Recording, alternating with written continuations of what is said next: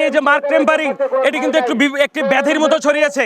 আপনারা দেখেছেন ছাত্র শিক্ষক এবং শিক্ষার্থীদের মধ্যে যে সৌহার্দ্যপূর্ণ যে ছাত্র শিক্ষক সম্পর্ক, সেই সম্পর্ক কিন্তু এই যৌন হয়রানি এবং মার্ক টেম্পারিং এর কারণে আজকে কিন্তু একদম তলানিতে ঠেকেছে। আমরা দেখেছি যে বিশ্ববিদ্যালয়গুলোতে আমরা বারবার যৌন নির্যাতন বিরোধী সেলের কথা বললেও তারা নামমাত্র সেল করলেও কিন্তু এই যে দ্রুত এই যৌন হয়রানি এবং মার্ক টেম্পারিং এর বিচার করে দোষীদেরকে স্থায়ী বহিষ্কার করে শাস্তির আওতায় আনার যে দাবি আমরা বারবার জানিয়েছি, সেটি কিন্তু বাস্তবায়ন হয়নি।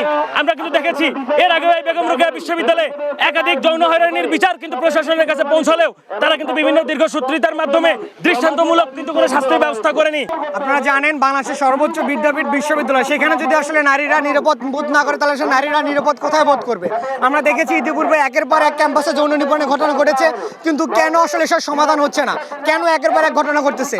প্রশাসন শুধু তদন্ত কমিটির মতো সীমাবদ্ধ থাকে, কিন্তু তদন্ত কমিটির পর যে একটা দৃষ্টান্তমূলক শাস্তি দেয় সেটা আসলে কোনোভাবে আমরা দৃশ্যমান কোনো পদক্ষেপ দেখতে পাই না।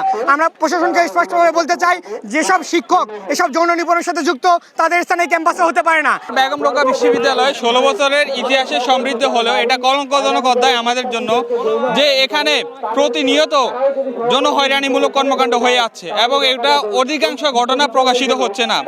এটা যেমন বিশ্ববিদ্যালয়ের প্রশাসনের জন্য লজ্জার, আমাদের জন্য লজ্জার। আমাদের লজ্জার কারণে আমরা আমাদের বোনকে প্রোটেক্ট করতে পারতেছি না এই ধরনের হীন যারা শিক্ষক আছে তাদের থেকে। আমরা এই মুরব্বীর প্রশাসনকে একদম সুস্পষ্ট বলতে চাই, তাকে যদি সুস্পষ্টভাবে তাকে বিচারের কাঠগড়ায় না আনা হয় এবং দৃষ্টান্তমূলক যদি শাস্তি দেওয়া না হয়, তাহলে আমরা তাদের বিরুদ্ধে আবার রুখে দাঁড়াবো এবং সমুচিত জবাব দেবো তাদেরকে।